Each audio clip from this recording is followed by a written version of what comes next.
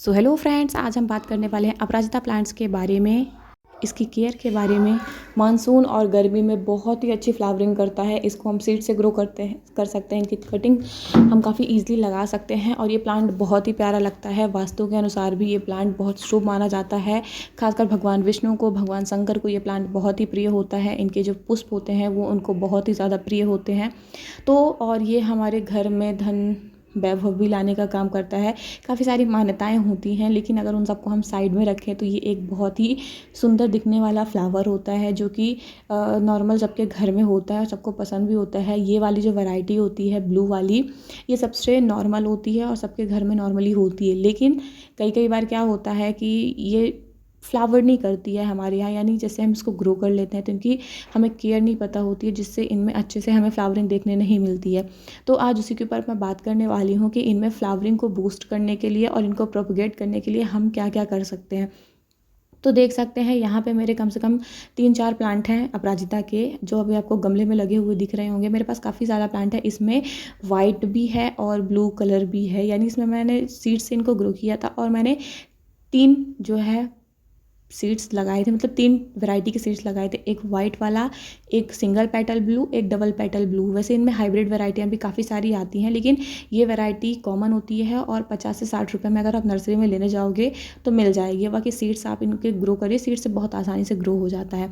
तो हम इसकी कुछ कॉमन केयर के बारे में बात करने वाले हैं आज। तो देख सकते हैं अपराजिता का प्लांट जो होता है सीड से काफ़ी ईजिली ग्रो हो जाता है और इसको बुशी बनाने का एक सबसे अच्छा टिप होता है, इसके ऊपर की जो ग्रोथ होती है उसको पिंच कर दें। जैसे देख सकते हैं कि छोटा सा प्लांट है, काफ़ी बड़ा नहीं है।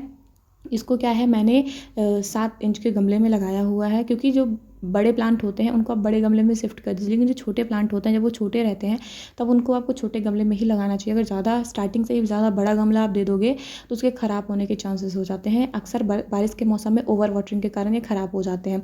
तो जो इसकी ऊपर की टिप थी, उस टिप को मैंने कर दिया था पिंच, जिससे आइट साइड की जो ब्रांचेस हैं उनकी ग्रोथ भी एक्टिव हुई और प्लांट जो है वो थोड़ा हैवी बनेगा, थोड़ा अच्छा, मतलब एकदम स्ट्रॉन्ग टाइप का बनता है अगर हम इनकी पिंचिंग कर देते हैं तो। और अगर पिंचिंग नहीं करेंगे तो एकदम लैगी लैगी सा बढ़ता रहेगा। ये थी पहली चीज़। दूसरी चीज़, इसकी जो लीव्स होती हैं उनमें कुछ ऐसे माइट्स लग जाते हैं, फिर कुछ ऐसे जिसको हम लोग माहू बोलते हैं, शायद नॉर्मल लैंग्वेज में इसको माहू बोला जाता है, वो काफ़ी ज़्यादा इनकी पत्तियों में लगे हुए हैं। एक बार और लग गए थे, जिससे मैंने इसकी सारी की सारी पत्ती रिमूव कर दी थी। अब फिर ये प्रॉब्लम मुझे देखने मिल रही है। तो आज मैं क्या करूँगी, आज मैं इनका थोड़ा सा आपको इलाज भी बताऊँगी, साथ में इसका हटाऊँगी भी। तो सबसे सिंपल, आपको इनकी जो ऐसी पत्तियाँ पता कैसे करना है, देखिए जैसे ये पत्ती हो गई तो इनकी पत्ती के जो आगे है, आगे ऐसे येलो येलो सा डॉट होता है। आगे येलो येलो सा डॉट हो रहा है पत्तियों में, देखिए कैसे पत्ती येलो हो रही है। और पीछे देखेंगे तो कितनी ज़्यादा ये जो माहू होती हैं, इसको इंग्लिश में क्या बोलते हैं मुझे नाम नहीं याद आ रहा है, बाकी ये कितनी ज़्यादा लगी हुई हैं। तो ये होता है इन पे नीम ऑयल का स्प्रे ना करने से। हाँ, मैंने काफ़ी टाइम से अपने किसी भी प्लांट में नीम ऑयल का स्प्रे नहीं किया हुआ है। समथिंग 1 महीने हो गए मैंने किसी भी प्लांट में कोई भी पेस्टिसाइड का यूज़ नहीं किया है, जिससे कि ये कंडीशन हमें आ रही है।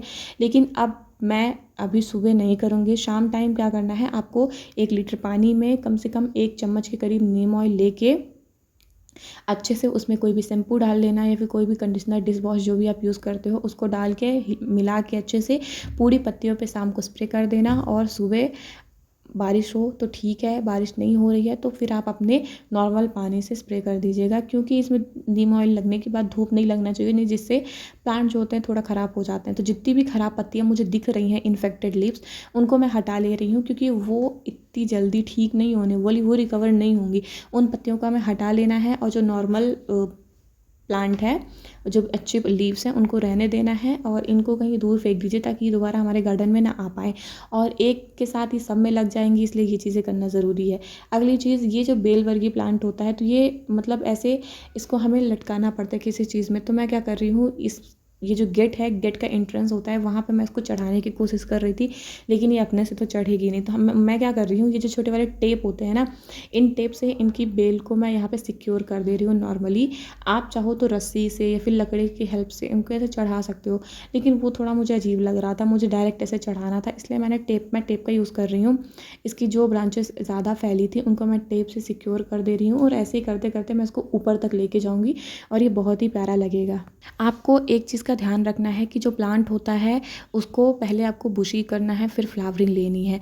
तो प्लांट को आप ऐसे पिंच करते रहिए जिससे वो बुशी होता रहे और उसकी फ्लावरिंग इंक्रीज़ होती रहे। अगर आप इसको गमले में लगा रहे हैं तो आप वेल ड्रेन्ड सॉइल बना के लगाइएगा, यानी सॉइल जितनी अच्छी आप बनाओगे, जितनी मॉइस्ट बनाओगे, जितनी ही मतलब एकदम हल्की बनाओगे, उतना ही ज़्यादा इसमें जो है रूट्स डेवलप होंगे और जितनी अच्छे से रूट डेवलप होती है उतनी अच्छे से फ्लावरिंग होती है। पानी का ध्यान रखना है, नीचे ड्रेनेज होल ज़रूर होना चाहिए और ड्रेनेज होल कवर होना चाहिए। अगर आपको लगता है कि आपका जो पानी रुक रहा है गमले में ज़्यादा, तो आप अभी भी अगर 2-3 दिन का वेदर आपका क्लियर हो तो आप इसको पॉट से निकाल के अच्छे से चेक करके उसमें जो है फिर से अच्छी मिट्टी भर के या फिर उसी मिट्टी को ड्रेनेज होल सही करके आप लगा सकते हो।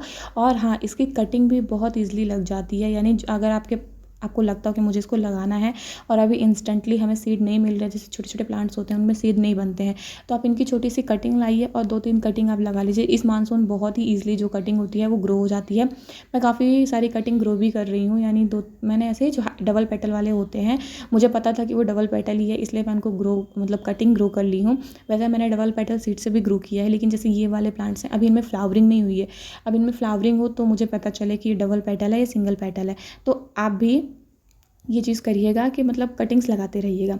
अब बात करते हैं खाद की, तो आज से 5 से 6 दिन पहले मैंने क्या हुआ, इनको मस्त भर के ऊपर की मिट्टी निकाल के वर्मी कंपोस्ट दिया था। अब क्या करूँगी, 4 से 5 दिन बाद मैं इनमें NPK बैलेंस फर्टिलाइज़र दे रही हूँ, यानी NPK 19-19 का बैलेंस फर्टिलाइज़र दे रही हूँ, जिससे इनमें ओवरऑल ग्रोथ भी अच्छी हो और हमारी जो फ्लावरिंग है वो भी इंक्रीज़ हो। जैसे मैंने आपको पहले बताया, बारिश का सीज़न स्टार्ट है, बारिश काफ़ी ज़्यादा है, यानी मिट्टी में मॉइस्चर है, तो मैं क्या करूँगी, 1/2 ग्राम ले रही हूँ मैं, और 1/2 ग्राम लेके देखिए थोड़ा थोड़ा सा, यानी बस हमारे जो प्लांट्स हैं वहाँ तक पानी चला जाए। या मैंने बहुत ही कम पानी लिया था, 100 ml के करीब पानी लिया था, और पूरे प्लांट्स में यानी बस 2-2 ढक्कन, आप बोल सकते हो कि बड़े-बड़े ढक्कन हो, 2-2 ढक्कन पानी सब में दे दिया है। और क्योंकि मैंने पहले बताया मिट्टी गीली है तो रूट्स हमारी ज़्यादा पानी लेगी नहीं, तो क्या होगा कि जो पानी हमने दिया है वो ओवर ना निकले, मिट्टी तो पानी लेगी नहीं तो वो पानी ओवर ना जाए, इसलिए मैंने नॉर्मल हल्का पानी दिया है, ताकि जो हमारा फर्टिलाइज़र है वो भी वेस्ट ना हो और हल्के पानी से हमारे प्लांट्स में भी कोई इफ़ेक्ट ना पड़े। वैसे अगर आप चाहो कि शेड है, मतलब पानी कभी भी फर्टिलाइज़र्स को एकदम सूखे मिट्टी में भी नहीं देना होता है, मिट्टी जब थोड़ी सी मॉइस्चर रहे तभी हमें इनका फर्टिलाइज़र देना है। और ये लिक्विड फर्टिलाइज़र्स होते हैं तो इनको थोड़ा सा आपको कम ही क्वांटिटी में देना चाहिए। जैसे एक प्लांट के लिए 1/2 ग्राम सफिशिएंट है, इतना बहुत होता है, यानी आप बोल सकते हो 1/4 चम्मच एक प्लांट के लिए बहुत होता है। वैसे आप जैसे आपने अभी तो बारिश का मौसम है इसलिए मैंने थोड़ा सा दिया, वरना इतने फर्टिलाइज़र को आप 1 लीटर पानी में डाल के भी 1 से 2 प्लांट को काफ़ी ईजिली अच्छे से भर भर के पानी दे सकते हो। ये देखिए, ये वो कटिंग है जो कि मैंने लगाया हुआ है, ये डबल पेटल अपराजिता का है और ऐसे ओपन में ही रखा हुआ है।